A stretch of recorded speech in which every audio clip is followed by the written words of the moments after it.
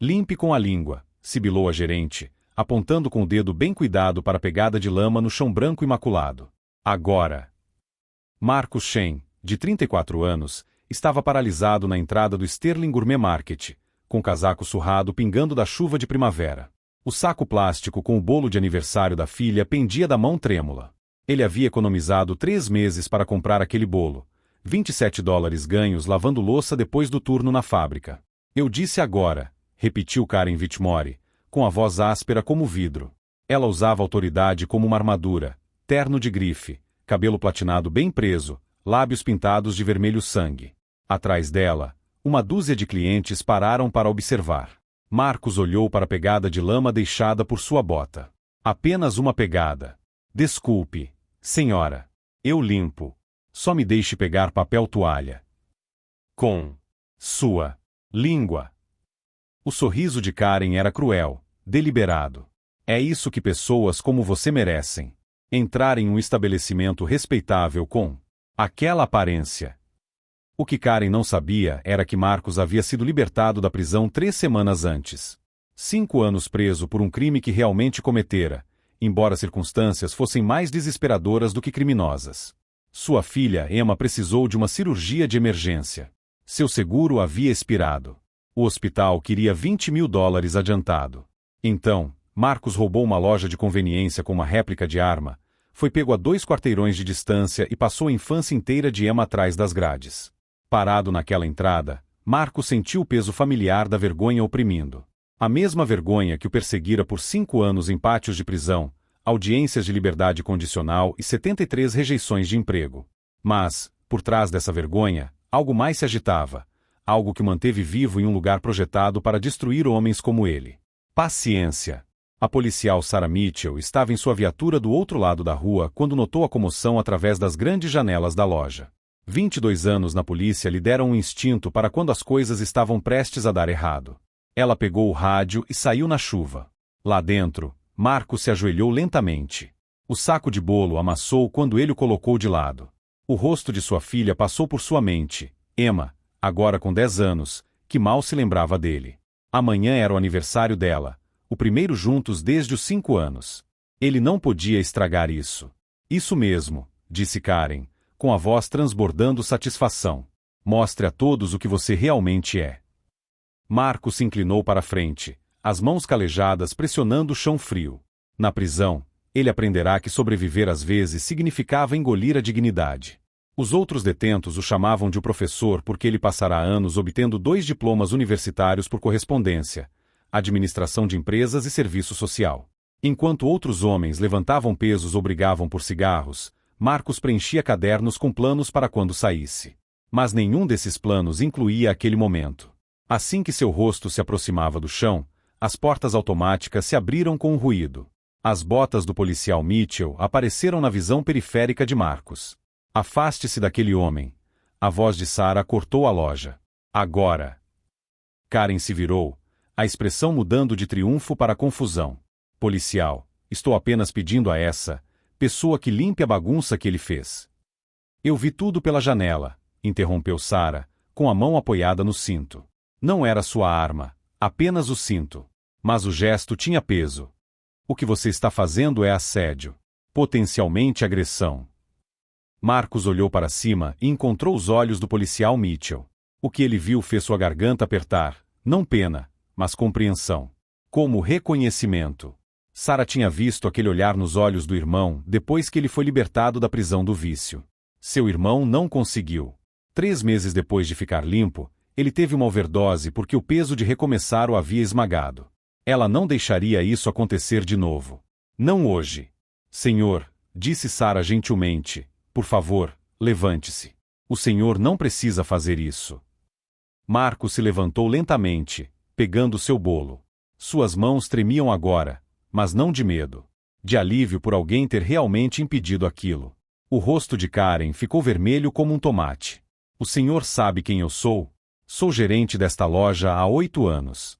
Este homem entrou parecendo um mendigo. Este homem, disse Sarah, com a voz endurecida, é um cliente. Que tem direitos. Agora, O senhor vai deixá-lo comprar os itens dele ou preciso conversar com seu escritório corporativo sobre discriminação? A loja ficou em silêncio. Em algum lugar nos fundos, um freezer zumbia. Um bebê começou a chorar. Os olhos de Karen se estreitaram perigosamente. Tudo bem. Mas isso não acabou. O que nenhum dos dois sabia era que as palavras de Karen eram mais proféticas do que ela poderia imaginar. Esse encontro desencadearia uma cadeia de eventos que exporia segredos que nenhum dos dois queria revelar, traria justiça de maneiras inesperadas e provaria que, às vezes, as pessoas que a sociedade descarta são aquelas que acabam salvando-a. Se você se identificou com a história de Marcos e quer ver como isso se desenrola, não se esqueça de se inscrever no canal. Porque o que acontecer a seguir restaurará sua fé em segundas chances. Marcos pagou com o troco exato, notas que ele havia passado a ferro naquela manhã. Suas mãos ainda tremiam enquanto o jovem caixa cuidadosamente embalava sua compra sem encará-lo. Todos fingiam que nada havia acontecido, retornando às compras com ignorância praticada. A policial Mitchell o acompanhou até a saída, sua presença como um escudo contra os olhares. Lá fora, a chuva havia diminuído para a garoa. O ar da primavera cheirava a concreto molhado e escapamento. Obrigado, disse Marcos baixinho. Não sei o que teria acontecido se... Você teria feito isso, interrompeu Sarah, sem ser rude. Você teria subido naquele andar porque aprendeu que, às vezes, sobreviver significa abrir mão do orgulho. Eu reconheço esse olhar. Meu irmão tinha. Marcos a encarou. Tinha. Ele se foi agora. A voz de Sarah era monótona, profissional, mas algo brilhou por trás de sua expressão. Overdose. 3 meses após a alta. Ela entregou seu cartão a Marcos. Se precisar de alguma coisa, referência de emprego, alguém para testar seu caráter, seja lá o que for, me ligue. De dia ou de noite. Marcos pegou o cartão, com a garganta apertada demais para palavras. Assentiu uma vez e caminhou em direção ao ponto de ônibus, segurando o bolo como se contivesse algo mais precioso do que cobertura. Dentro da loja, Karen Whitmore estava parada na janela do escritório do gerente, observando Marcos desaparecer. Seu reflexo mostrava uma mulher cujo exterior perfeitamente composto estava rachando. Ela pegou o telefone e discou um número familiar. Michael? É a Karen. Precisamos conversar sobre a política de verificação de antecedentes. Sim, aquela sobre não contratar pessoas com antecedentes. Aconteceu algo que me fez perceber que precisamos ser mais agressivos em manter certos elementos de fora. O que Karen não mencionou foi que certos elementos eram sua obsessão desde que seu cunhado foi assassinado durante um assalto a uma loja de conveniência, 8 anos atrás. O criminoso havia cumprido apenas 6 anos antes de ser solto. 6 anos por levar o marido da irmã, deixando a sobrinha órfã. Karen havia se transferido para aquele local especificamente porque ficava em um bairro onde infratores liberados se instalavam, moradias da seção 8, casas de recuperação, programas de reinserção. Ela havia assumido como missão pessoal dificultar a vida deles. Em sua mente, ela estava protegendo a comunidade. Na realidade, estava punindo procuradores por um crime com o qual Marcos não tinha nada a ver. Marcos chegou ao seu pequeno apartamento, um estúdio em um motel reformado, onde o carpete cheirava a décadas de problemas. Ele colocou o bolo na geladeira ao lado de poucas compras, ovos, pão, café instantâneo, frios baratos. Amanhã, Emma o visitaria pela primeira vez desde sua libertação. Sua ex-esposa, Jéssica, finalmente concordou, embora ordens judiciais limitassem as visitas a 4 horas, supervisionadas.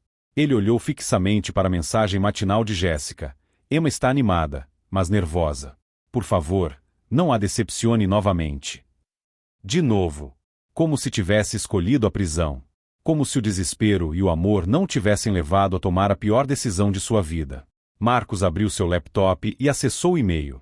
74 rejeições de emprego agora. A mais recente chegará naquela manhã. Obrigado pelo interesse, mas decidimos avançar com outros candidatos que se encaixem melhor na cultura da nossa empresa. Ele sabia o que isso significava. A caixa de seleção nas inscrições. Você já foi condenado por algum crime. Mas Marcos aprenderá a ter paciência. Enquanto outros detentos desistiam, ele estudava. Seu diploma em administração não era só papel. Ele tinha tirado nota máxima em todas as disciplinas, mantendo uma nota 4.0. Seu diploma em serviço social lhe ensinou sobre sistemas, políticas e teorias de reabilitação. Tarde da noite, em sua cela, ele havia elaborado um plano de negócios. 37 páginas, com espaço simples, cada detalhe pesquisado e refinado. Um programa de reinserção que realmente funcionasse, algo real, construído por alguém que entendesse os dois lados. Ele só precisava de capital. E credibilidade. Duas coisas que ex-presidiários não conseguiam obter facilmente. Seu celular de flip tocou. Número desconhecido. Marcos Shen. Uma voz feminina, profissional, mas calorosa. Falando. Meu nome é Janete Rodrigues. Sou diretora da Second Chance Staffing Solutions. A policial Sarah Mitchell ligou há cerca de 1 hora. Ela acha que você seria excelente para a vaga que estamos preenchendo. Marcos se endireitou na cadeira. Estou ouvindo. Iniciante, vou ser sincero. Coordenador de logística de depósito. Mas é legal, estável e nos especializamos em dar uma chance justa a quem tem antecedentes criminais. Você pode vir amanhã para uma entrevista? Amanhã. Aniversário da Emma. As 4 horas com a filha dele eram sagradas. Tenho um compromisso amanhã que não posso descumprir de jeito nenhum, disse Marcos cuidadosamente. Mas posso vir em qualquer outro dia. A qualquer hora. A voz de Janete suavizou. Família. Minha filha. Primeiro aniversário que vamos comemorar juntos em 5 anos. Então faremos dar certo. Que tal segunda-feira, às 9 da manhã? Depois de desligar, Marcos se permitiu 30 segundos para sentir esperança. Então a realidade retornou. Um depósito iniciante significava talvez 30 mil por ano. O suficiente para sobreviver, não o suficiente para construir nada. Não o suficiente para lançar seu programa. Não o suficiente para provar a Jéssica, e a Emma, que ele poderia ser mais do que seu pior erro. No Sterling Gourmet Market, Karen passou pelas imagens de segurança das câmeras da entrada. Ela reconheceu algo no rosto de Marcos quando ele olhou para o policial Mitchell. Não desafio, não submissão. Algo mais. Calculismo. Inteligência. Ela ampliou o momento antes de ele se ajoelhar. Seus olhos percorreram a loja, captando detalhes. Câmeras de segurança. Clientes observando. Saídas de emergência. Como se estivesse mapeando rotas de fuga. Avaliando ameaças. Como alguém que passou um tempo em um ambiente onde vigilância constante significava sobrevivência. Karen salvou a filmagem em um pendrive. Ela tinha uma amiga nos registros municipais. Até o dia seguinte, ela saberia exatamente quem era Marcos Shen e o que ele havia feito. E então ela se certificaria de que todos os outros soubessem também. Seu celular vibrou com uma mensagem de sua irmã, pensando no Mike hoje. 8 anos e ainda dói. O maxilar de Karen se contraiu. Ela digitou de volta. Eu sei. Estou garantindo que pessoas como o assassino dele saibam que não são bem-vindas aqui. Mas Marcos Shen não era um assassino. Ele era um pai que havia feito uma escolha desesperada. E essa distinção, que Karen se recusava a reconhecer, se tornaria a linha divisória ao longo da qual todo o resto se romperia. Emma chegou exatamente às 14 horas do sábado, segurando a mão de Jéssica como uma tábua de salvação.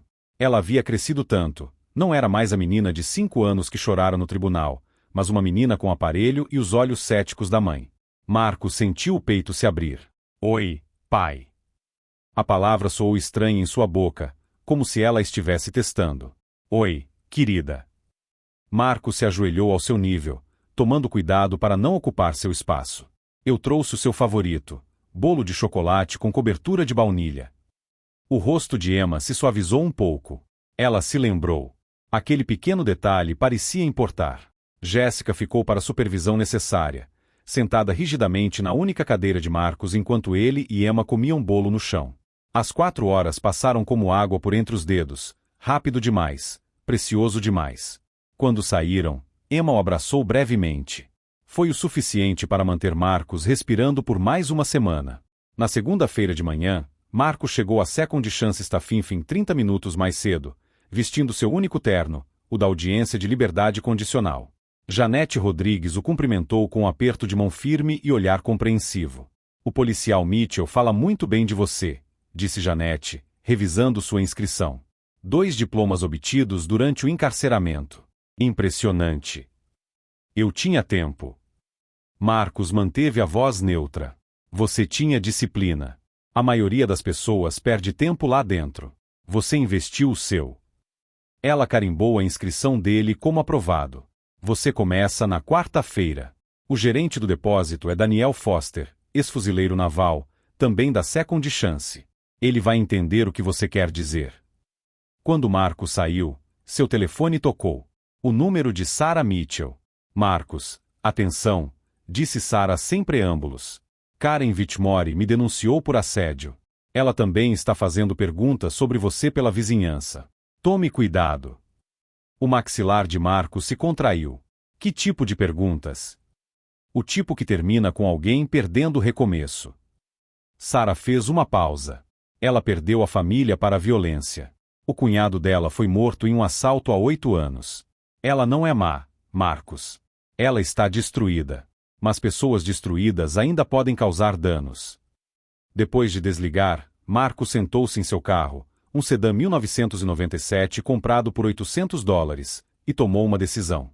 Pegou seu laptop e abriu um documento que vinha redigindo há 3 anos, a Iniciativa Fênix, um programa abrangente de reentrada. Se Karen quisesse destruí-lo, ela eventualmente encontraria sua ficha. Mas e se, em vez de se esconder, ele se tornasse visível de uma maneira diferente? E se ele transformasse sua história em algo útil? Marcus passou a semana seguinte trabalhando em dobro, turnos no depósito durante o dia e elaborando sua proposta de programa à noite. Ele entrou em contato com Janete Rodrigues, que o conectou a outras organizações de reinserção social. Contatou ex-professores de seus cursos por correspondência. Elaborou orçamentos, métricas de resultados, propostas de parceria. E documentou tudo o que Karen fazia. Porque Karen estava se agravando. Ela imprimiu panfletos com a foto de Marcus, registro público, infelizmente, e os espalhou pelo bairro. Crimino condenado morando em sua comunidade. Proteja suas famílias.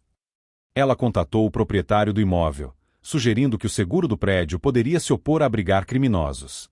Ela até abordou Jéssica, avisando-a de que Marcus era perigoso. Jéssica ligou imediatamente. Marcus, o que está acontecendo? Uma mulher veio ao meu trabalho dizendo que você é uma ameaça para Emma. Marcus explicou tudo: o supermercado, a humilhação, a vingança de Karen. Jéssica ficou em silêncio por um longo momento. Isso é loucura, disse ela finalmente. Você cometeu um erro, mas pagou por isso. Esta mulher não tem o direito de... Ela parou. Precisa de ajuda? Ajuda jurídica. Foi a primeira vez em 5 anos que Jéssica lhe ofereceu algo além de visitas supervisionadas. Marcos sentiu algo estalar no peito novamente, mas de forma diferente. Na verdade, disse Marcos lentamente, talvez eu precise de testemunhas de caráter. Estou montando algo. Um programa para pessoas como eu. Mas preciso de credibilidade. Envie-me os detalhes, disse Jéssica. Ajudarei no que puder. 2 semanas depois, Marcos apresentou a Iniciativa Fênix ao Comitê de Desenvolvimento Comunitário da Prefeitura. Janete Rodrigues compareceu. Daniel Foster, do depósito, compareceu. Sarah Mitchell compareceu uniformizada, sua presença uma declaração. E Karen Whitmore compareceu, sentada na última fileira de braços cruzados e uma pasta cheia do histórico criminal de Marcos. A apresentação de Marcos foi impecável, baseada em dados, emocionalmente inteligente, financeiramente responsável. Ele falou sobre taxas de reincidência, barreiras de emprego, reunificação familiar. Falou sobre segundas chances não como caridade, mas como investimento. Só mencionou sua própria história no final. Assaltei uma loja há 5 anos, disse Marcos em voz baixa, olhando diretamente para o comitê. Minha filha precisava de cirurgia. Eu não tinha seguro, nem opções, nem tempo. Então, tomei a pior decisão da minha vida. Paguei por essa decisão com 5 anos de liberdade. Mas também usei esses 5 anos para me tornar alguém que poderia ajudar a impedir que outros fizessem a mesma escolha. Karen se levantou abruptamente. Este homem é um criminoso tentando lucrar com seus crimes. Senhora, a senhora está fora de ordem, interrompeu o presidente do comitê. Sente-se ou vá embora. Karen saiu, seus saltos batendo furiosamente contra o piso. Mas Marcos viu algo em sua saída, não vitória, mas desespero. Ela estava perdendo o controle da narrativa que havia construído em torno de pessoas como ele. O comitê votou por unanimidade para encaminhar a iniciativa Fênix à consideração do gabinete do prefeito. Ainda não era financiamento, mas era impulso. Visibilidade. Legitimidade. Após a reunião, Sara abordou Marcos. Isso exigiu coragem. Mas você sabe que ela não vai parar, certo? Eu sei, disse Marcos. Mas eu também não. O que Marcos não sabia era que Karen já havia dado o próximo passo, um que forçaria tudo a se tornar público de maneiras que nenhum deles esperava. O e-mail chegou às 6 horas da manhã de quinta-feira, enviado a todos os empresários, administradores escolares e líderes comunitários em um raio de 5 quilômetros. Assunto: Marcos Shen, crimino perigoso, proteja sua comunidade. Marcos descobriu quando Janete Rodrigues ligou, com a voz tensa de preocupação. Marcos, verifique seu e-mail. Karen Whitmore acabou de explodir. A mensagem continha tudo: sua foto, documentos judiciais, detalhes da sentença e até mesmo seu endereço atual. Mas Karen acrescentou seu próprio comentário, descrevendo como um criminoso violento que tem como alvo nossa vizinhança e um vigarista que usa uma instituição de caridade falsa para obter acesso a populações vulneráveis. Ao meio-dia, Marcos foi suspenso de seu trabalho no depósito enquanto aguardava a investigação. O proprietário do imóvel emitiu uma notificação de despejo alegando violações de contrato de locação. 3 pais apresentaram queixas à prefeitura exigindo o fechamento da iniciativa Fênix. Jéssica ligou chorando, dizendo que a escola de Emma havia sinalizado Marcos como visitante proibido. Marcos estava sentado em seu apartamento, assistindo a 5 anos de reconstrução cuidadosa ruírem em tempo real. Seu telefone tocava sem parar, repórteres, vizinhos irritados, estranhos com opiniões sobre seu direito de existir. Ele o desligou e olhou para a parede. Então Sara Mitchell bateu à sua porta. Faça as malas, disse ela sem cumprimentá-lo. Você vai ficar na minha casa esta noite. Essa mentalidade de turba é perigosa, e eu não vou deixar você ficar aqui sozinho. Na modesta casa de Sara do outro lado da cidade, Marcos finalmente cedeu. Segui todas as regras. Fiz tudo certo. E ela destruiu tudo em uma manhã. Nem tudo, disse Sara cuidadosamente. Ela abriu o laptop e o virou para ele. Olha isso. Era um vídeo, com registro de data e hora de 2 dias atrás. Imagens de segurança do Sterling Gourmet Market. Mas não da entrada, do escritório. Karen Whitmore estava claramente visível, sentada em um computador, acessando arquivos aos quais não deveria ter acesso. Registros de funcionários. Verificações de antecedentes. Informações privadas. Ela faz isso há meses, explicou Sara. Eu extraí os registros de segurança depois da reclamação dela contra mim. Ela tem sistematicamente rastreado qualquer pessoa com antecedentes que trabalhe ou faça compras lá. Violações de privacidade, estatutos de assédio, provavelmente uma dúzia de regulamentações trabalhistas. Marcos observou o rosto de Karen na tela, focado, determinado, certo de sua retidão, mesmo enquanto ela cometia crimes que espelhavam a justiça justiceira que havia destruído sua família. Tem mais, continuou Sara. Ela extraiu os registros bancários, informações públicas obtidas por canais legítimos. O cunhado da Karen, o morto no assalto, o seguro de vida dele pagou $300 mil. Karen era beneficiária porque a irmã dela era muito instável. Ela tem usado esses fundos para financiar sua cruzada pessoal, contratando investigadores particulares, pagando por verificações de antecedentes e até subornando um funcionário municipal para identificar ex-infratores em bancos de dados públicos. Marcos olhou fixamente para os documentos. Ela está infringindo a lei para punir quem infringiu a lei. Exatamente. A expressão de Sara era sombria. E acho que está na hora de alguém responsabilizá-la. Na manhã seguinte, Marcos entrou no Sterling Gourmet Market às 10 horas, horário de pico das compras. Karen o viu imediatamente, seu rosto mudando de surpresa para a fúria. Você não é bem-vindo aqui, sibilou ela, pegando o celular. Vou chamar a polícia. Pode falar, disse Marcos calmamente. A policial Mitchell já está lá fora. Pedi para ela estar aqui. A confiança de Karen vacilou. Marcos pegou seu próprio celular e abriu o arquivo de vídeo que Sara lhe enviará. Ele o ergueu para que Karen pudesse se ver na tela, acessando arquivos, compilando informações e construindo seu banco de dados de vingança. Isso é vigilância ilegal de funcionários e clientes, disse Marcos baixinho, com a voz firme apesar do coração acelerado. Você violou as leis federais de privacidade, os estatutos estaduais contra assédio e a política corporativa. Mas pior do que isso, você se tornou exatamente aquilo que odeia. O rosto de Karen ficou branco. Ao redor deles, os clientes haviam parado de comprar, sentindo o drama. Você não entende, sussurrou Karen. Pessoas como você mataram minha família. Pessoas como eu, Marcos interrompeu, elevando a voz. Eu não sou um assassino, Karen. Eu era um pai desesperado que fez uma escolha terrível e pagou por isso. Mas você? Você tem caçado pessoas por crimes pelos quais elas já cumpriram pena. Você tem brincado de juiz, júri e carrasco porque está quebrado demais para se deixar curar. Lágrimas escorriam pelo rosto de Karen, mas Marcos não havia terminado. O homem que matou seu cunhado cumpriu a pena. 6 anos. Você acha que não é suficiente? Leve isso à justiça. Mas aterrorizar cada pessoa que cometeu um erro não o traz de volta. Só cria mais vítimas. Sarah Mitchell entrou na loja, sua presença oficial e inegável. Karen Whitmore, preciso que você venha comigo. O escritório do promotor público tem várias perguntas sobre suas atividades nos últimos 8 meses. As mãos de Karen tremiam quando ela tirou seu crachá de gerente e o colocou no balcão.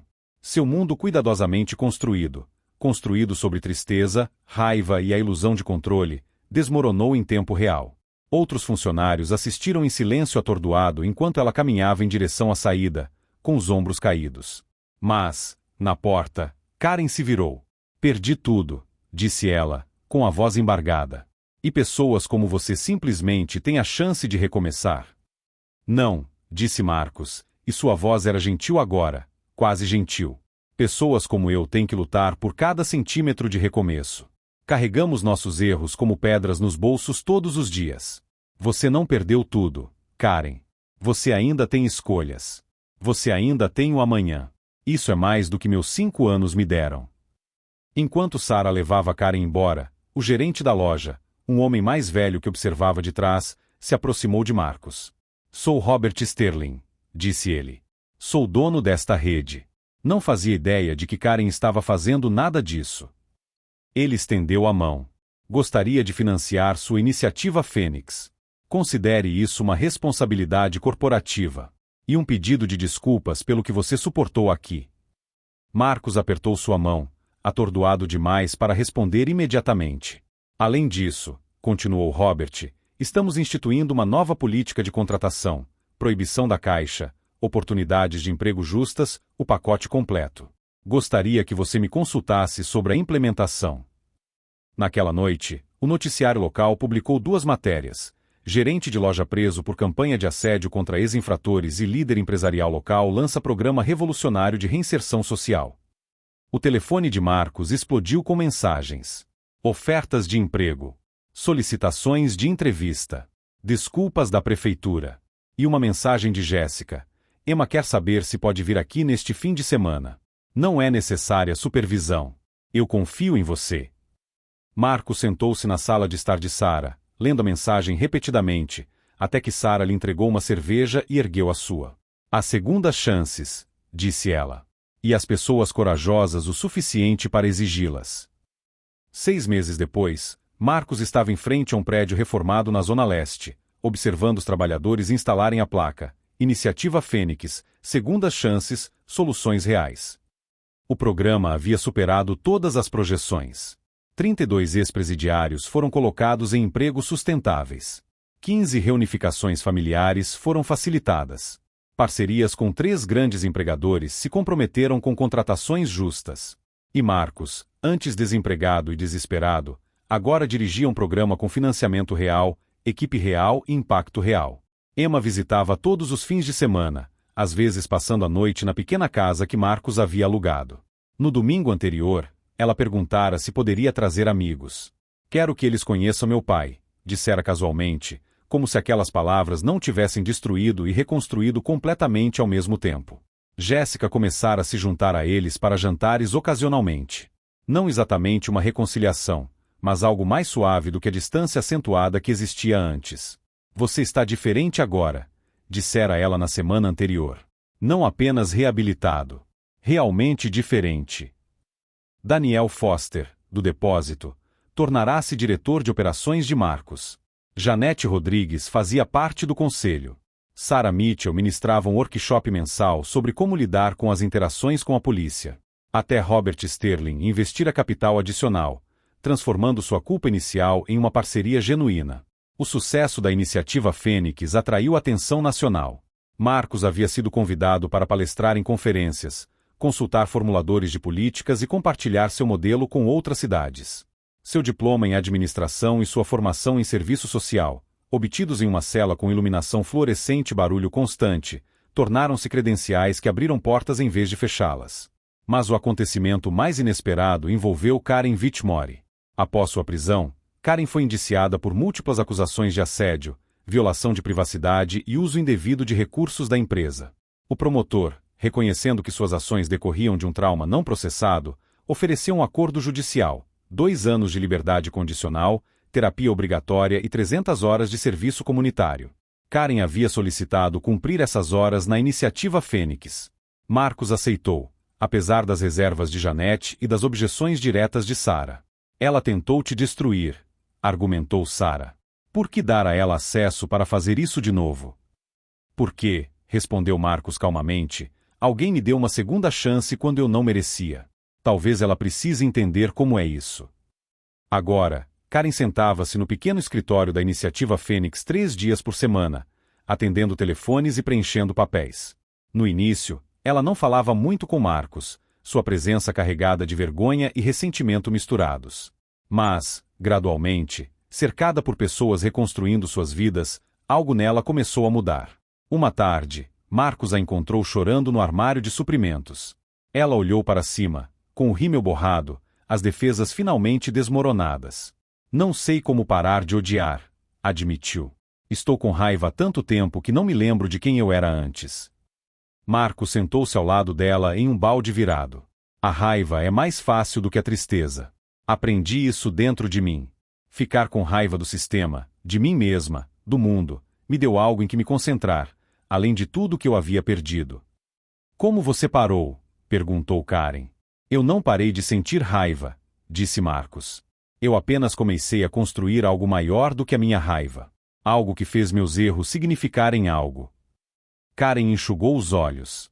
Usei o dinheiro do seguro dele, o dinheiro do Mike, para machucar pessoas. Pessoas que provavelmente cometeram erros como os seus. Erros desesperados. Então use o tempo que lhe resta aqui para ajudá-los, sugeriu Marcus. Transforme o propósito do dinheiro. Transforme o seu propósito.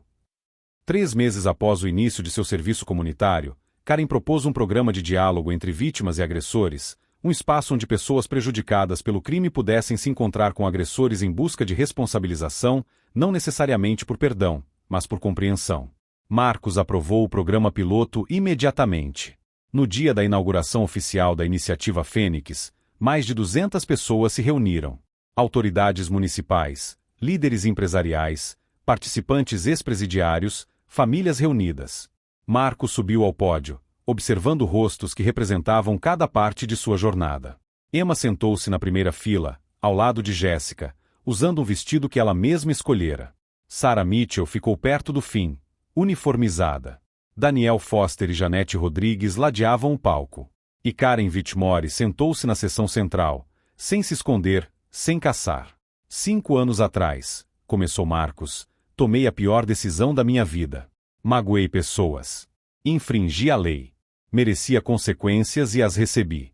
Mas a punição por si só não me tornou uma pessoa melhor. O que me mudou foi a educação, a oportunidade e as pessoas que acreditaram que eu poderia ser mais do que o meu pior momento. Ele fez uma pausa, encontrando os olhos de Emma. Minha filha perdeu 5 anos com o pai porque eu era desesperado e estúpido. Não posso recuperar esses anos. Mas posso garantir que outras crianças não percam seus pais para um sistema que pune sem reabilitar. Posso garantir que outras pessoas desesperadas tenham opções antes de fazerem escolhas desesperadas. Marcus gesticulou para o prédio atrás dele. Este lugar existe porque as pessoas me deram chances que eu não merecia. A policial Sarah Mitchell, que protegeu minha dignidade quando alguém tentou tirá-la. Janete Rodrigues, que viu potencial em vez de um histórico. Robert Sterling, que transformou o fracasso de sua empresa em mudança sistêmica. E sim, Até mesmo Karen Whitmore, que me ensinou que pessoas quebradas que machucam outras ainda são apenas pessoas quebradas que precisam de cura. Karen met his gaze across the crowd, and for the first time since her brother-in-law's death 8 years ago, she felt something besides rage. She felt hope. After the ceremony, Marcus found a moment on the building's back steps. Sarah joined him, 2 coffee cups in hand. You did it, she said simply. You actually did it. Marcus thought about the grocery store floor ready almost liquid clean. About the prison cell where ready studied by Flashliga. About Emma's hand in his last Sunday, small and trusting and finally believing revolved to disappear again. We did it, Marcus corrected. All of us because second chances aren't given, they rebuilt by people brave enough to believe change is possible. Sarah raised her coffee cup. To build instead of destroying. Marcus touched his cap to ears, watching the sunset over a neighborhood that had tried to reject him but had instead become his home. In the distance, he could hear Emma's laugh as she played with other children in the community garden they planted. Karen Whitmore had tried to clean him away like dirt on a pristine floor. Instead, she helped him prove something essential, that the mess of being human, the mistakes, the failures, the disparate choices doesn't define us permanently. What defines us is what we build after we've been broke. Marcus Shen had been told to clean a floor with his tongue. Instead, he declined a broken system with his determination, his education, and his refusal to let shame be the final word. The best revenge, he learned, is to destroying those who try to destroy you. It is becoming so undeniably valuable that they have no choice but to recognize your humanity. And if you believe in second chances for yourself or for others, subscribe to this channel. Because everyone deserves the opportunity to be more than their worst mistake. Everyone deserves the chance to transform their pain into purpose. That's not just Marcus Shen's story. That's the promise of redemption itself.